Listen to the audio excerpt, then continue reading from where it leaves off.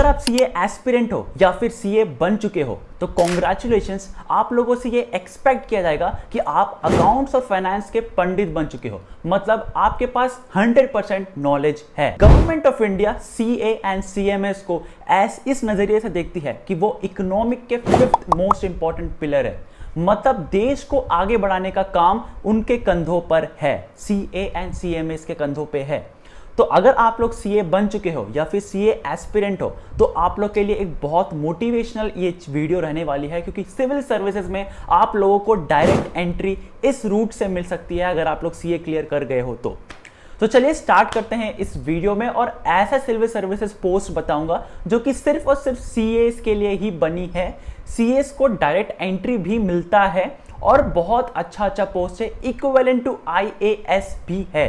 चाहे वो driver related हो, पर्क्स, सैलरीज एंड पर्क्स हो, साथ साथ आप लोग को एक बंगलो मिलेगा, आपको पूरा अलग से एक घर दिया जाता है, सिक्योरिटी दिया जाता है। तो आपको पूरा मैं डिस्कस करने वाला हूं इसी वीडियो में। वीडियो बिल्कुल एंड तक देखिएगा। और देखो मैं ऐसे बहुत सारे वीडियोस लाने वाला हूं आप लोगों के लिए, तो प्लीज चैनल को सब्सक्राइब करिएगा। बिग फोर में मैं Ujjwal Sharma, graduate from Shriram college of commerce and doing my articleship in Deloitte. और मैं आप लोगों के लिए बिग फोर का आर्टिकलशिप का वैकेंसीज, स्किल्स कहां से एक्वायर करना चाहिए, इंटर्नशिप कहां से करना चाहिए, सारा चीज मैं लाता हूं। तो प्लीज चैनल को सब्सक्राइब करिएगा। जब भी वैकेंसीज निकलती है ना टॉप फॉर्म्स का, मैं आप लोग के लिए डालता हूं। अभी मैंने रिसेंटली अपना, जैसे कि आप स्क्रीन में देख सकते हैं, अपना इंस्टाग्राम में स्टोरी डाल देता हूं जब भी आरबीआई का, अभी रिसेंटली आरबीआई का समर इंटर्नशिप चालू हुआ है और आप लोग देख सकते हैं स्क्रीन में, इंस्टाग्राम में मैंने स्टोरी डाला है। तो आप मुझे इंस्टाग्राम में फॉलो कर लीजिए, वहां पे मैं बहुत सारे जितना क्विकली अपडेट्स होता है वहां पे पोस्ट कर देता हूं, आप लोग को आसानी होगा। तो स्टार्ट करते हैं इस वीडियो को ना। First of all most important चीज जो आता है एक सीए एंड सीएमएस के लिए, एंड दैट इज जो यूपीएससी कंडक्ट करवाता है, आईसीओएएस। देखो ये आप लोग एग्जाम देते हो, ये सिर्फ 5 या 3 साल में सिर्फ एक बार आती है। Only for chartered accountants and cost accountants के लिए बनाया गया है। इसको अगर आप एग्जाम क्लियर करते हैं तो आप लोग असिस्टेंट डायरेक्टर बनते हैं। अंडर आप लोग यूपीएससी ही कंडक्ट करवाता है इसे, लेकिन आप लोग असिस्टेंट डायरेक्टर बनते हैं डायरेक्टली। और कॉस्ट रिलेटेड जितना भी होता है गवर्नमेंट ऑफ इंडिया को आप हेल्प करेंगे। Cost related, financial analysis related, budgeting related आप लोग काम करेंगे। तो ये one of the most important position होता है for any CA and CMA. और अगर आप लोग सोच रहे हो कि मुझे कैसे पता चलेगा सीए बनने के बाद इसका वैकेंसी कब आएगा, आईसीआई खुद हेल्प करता है इसको, आप लोग के नोटिफिकेशन निकालता है। जो लोग मेंबर्स बन चुके होते हैं ना, उनको एक ईमेल आ जाता है कि एक वैकेंसी निकला हुआ है। लास्ट 2022 में निकला था, अभी तक शायद नहीं निकला है, शायद से 2024 में शायद से निकला होगा, अभी इसका लेटेस्ट नहीं आया, लेकिन 2022 में निकला था। 38 पोस्ट निकला था जिसमें सारे ऑल ओवर इंडिया से अप्लाई करते हैं और सीए का अमंग कंपटीशन रहता है, लेकिन ओनली फॉर चार्टर्ड अकाउंटेंट्स ये बना है। और सिविल सर्विस के लिए बहुत अच्छा है अगर जो लोग गवर्नमेंट ऑफ इंडिया में काम करना चाहते हैं। असिस्टेंट डायरेक्टर बनते हैं आप इससे। आपका पूरा डिटेल चाहिए होगा तो ऑफकोर्स मैं सारा हर एक पोस्ट के बारे में डिटेल बता दूंगा, एलिजिबिलिटी बता दूंगा। और हाँ, एलिजिबिलिटी में मैं एक छोटा सा बता भी दूं, अप टू 35 ईयर्स तक आप लोग एलिजिबल है इसमें अप्लाई करने के लिए। और सिविल यूपीएससी कंडक्ट करवाता है एग्जाम, तो आप लोग समझ ही सकते हैं। चलिए अब आगे बढ़ते हैं। नेक्स्ट जो चार्टर्ड अकाउंटेंट्स के लिए बनाया गया है post, and that is UPSC IA and AS। मतलब कि इंडियन ऑडिट एंड अकाउंट्स के लिए IA एंड AS, ये जो है बहुत इंपॉर्टेंट है, पोस्ट है फॉर सीए एंड सीएमए, क्योंकि इक्विवेलेंट टू IAS है। मतलब कि IAS को जितना भी पर्क्स मिलता है, एक डीएम के मुताबिक IAS को जितना भी पोस्ट मिलेगा, जितना भी पर्क्स मिलता है, उतना ही एक इसको मिलता है जगह अगर आप क्लियर कर ले एंड IA एंड AS बन जाते हैं। ये UPSC civil service examination conduct करवाती है।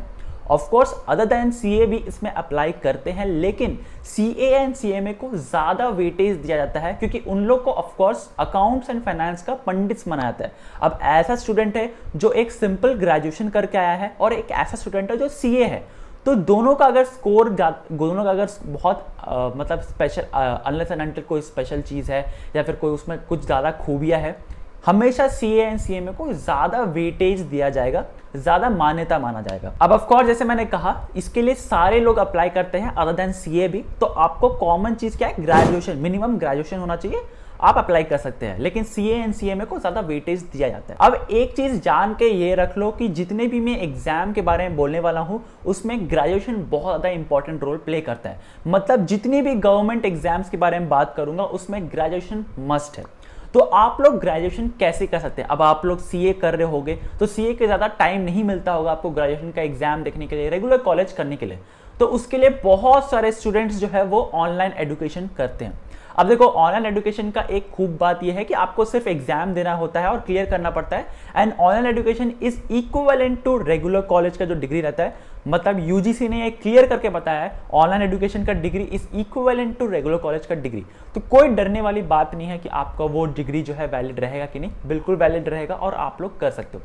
तो अब आप बोलोगे भैया कहाँ से करना है, ये भी तो बता दो। तो जैसे आप अपने स्क्रीन पे देख सकते हैं, चंडीगढ़ यूनिवर्सिटी का ऑनलाइन एजुकेशन अभी चल रहा है, जहां से आप लोग बीबीए एनालिटिक्स कर सकते हैं, साथ साथ आप लोग बीसीए भी कर सकते हैं और साथ साथ पोस्ट ग्रेजुएट डिग्रीज भी कर सकते हैं। जो लोग आप लोग सीए कर रहे हो, आप लोग एमबीए भी कर सकते हो चंडीगढ़ यूनिवर्सिटी से। यहाँ पे अप टू 25% स्कॉलरशिप चल रहा है चंडीगढ़ यूनिवर्सिटी में। साथ साथ अगर आप इसका NIRF रैंक देखोगे तो भी बहुत अच्छा है, 20th रैंक में स्टैंड करता है, तो ऑफकोर्स बहुत बेहतरीन है।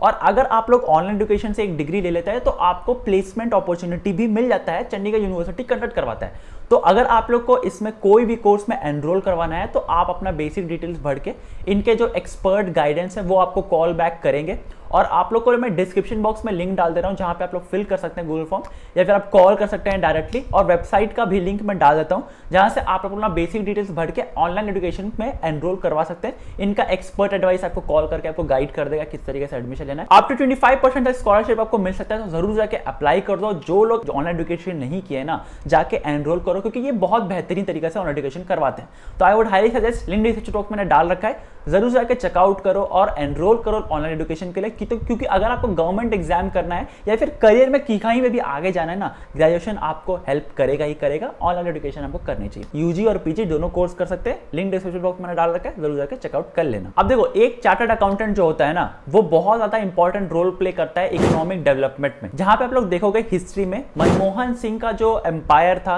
कांग्रेस का जो एम्पायर था रूलिंग पार्टी से, वो क्यों हट गया? क्योंकि कंट्रोलर एंड ऑडिटर जनरल ने 2G स्कैम, जितने भी स्कैम थे, 3G स्कैम, सारे स्कैम्स को एक्सपोज कर दिया। तो कंट्रोलर एंड ऑडिटर जनरल भी बहुत ज्यादा इंपॉर्टेंट रोल प्ले करता है। और वो कंट्रोलर एंड ऑडिटर जनरल कौन होता है? ऑफ कोर्स एक सीए बैकग्राउंड से, एक फाइनेंस बैकग्राउंड को चुना जाता है। तो CAG में भी आप लोग अप्लाई कर सकते हो as an auditor. Yes, you heard it right, as an auditor आप लोग कर सकते हो। ये कंडक्ट करवाते हैं SSC CGL। यहां से आप लोग डायरेक्टली डेप्यूटी डायरेक्टर बनते हैं। ऑफ कोर्स अगर आप लोग अच्छे तरीके से पढ़ाई करके गए तो यहाँ पे आप लोग ऑडिटर बन सकते हो, और साथ साथ आप लोग अपना CAG में कर सकते हो। इसका सैलरी भी बहुत अच्छा होता है, under controller auditor general of India बन सकते हैं अंदर। और साथ साथ अगर आप लोग CA किए हुए हैं तो ज्यादा प्रेफरेंस दिया जाता है। ऑफ कोर्स आप लोग को देगा भाई, CA किए हो आप लोग तो। अब ऐसा मत समझना कि अगर आपने CA किया है तो ही अप्लाई कर पाओगे CAG में। अगर आप लोग ग्रेजुएशन, मिनिमम ग्रेजुएशन भी किए तो भी आप अप्लाई करके एग्जाम क्लियर करके आप लोग CAG के अंदर ऑडिटर बन सकते हो।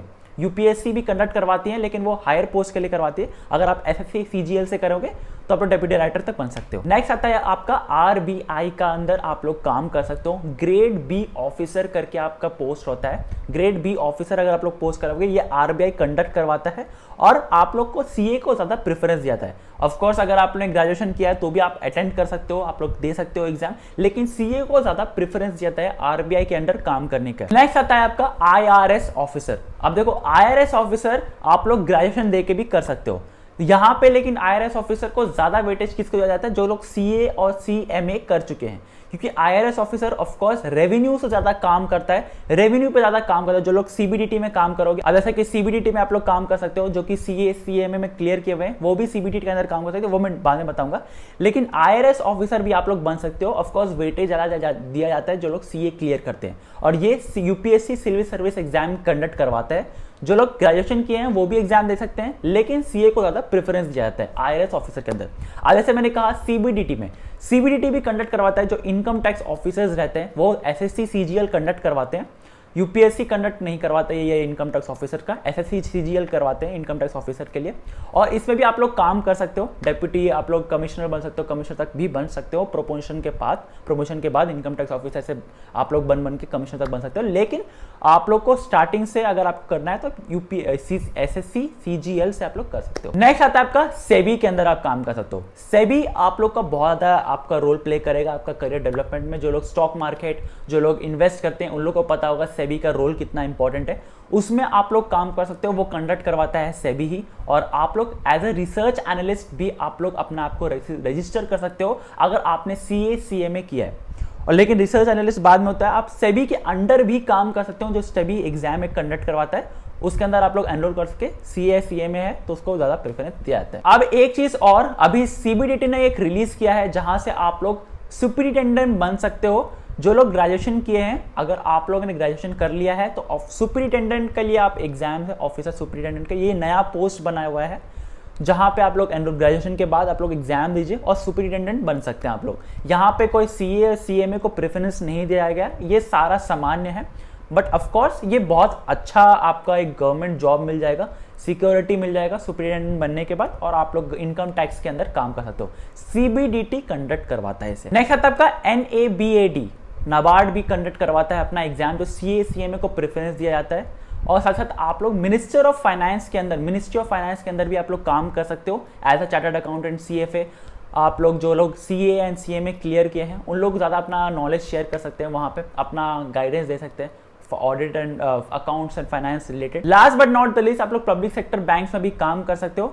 IBPS ये कंडक्ट करवाते हैं एग्जाम्स। देखो बहुत सारे एग्जाम्स हैं जो CA CMA के लिए बने गए हैं, हालांकि ग्रेजुएशन मिनिमम रिक्वायरमेंट है, बट CA CMA को ज्यादा प्रेफरेंस दिया गया है। तो स्टेट बैंक में भी, पब्लिक सेक्टर बैंक्स में भी आप लोग अप्लाई कर सकते हो। IBPS आप लोग का कंडक्ट करवाते हैं एग्जाम्स, और इसमें आप लोग एनरोल कर सकते हो और जाके अपना गवर्नमेंट जॉब भी कर सकते हैं। और बहुत सारे वैकेंसीज भी आती है गवर्नमेंट रिलेटेड, जो कि CA CMA के लिए ज़्यादा मतलब बोलता हूँ ना, ज़्यादा प्रेफरेंस दिया जाता है उन्हें, क्योंकि अकाउंट्स एंड फाइनेंस को आप लोगों को पंडित मानते हैं। तो ऑफकोर्स इतना सारे मैंने बता दिया है जहाँ से आप लोग CAG, SEBI, state public sector banks, NABARD, आप लोग का ICOAS, IA एंड AS, साथ साथ आप लोग का स्टेट PCS, IRS ऑफिसर्स, ये सारी चीज़ आप लोग कर सकते हो।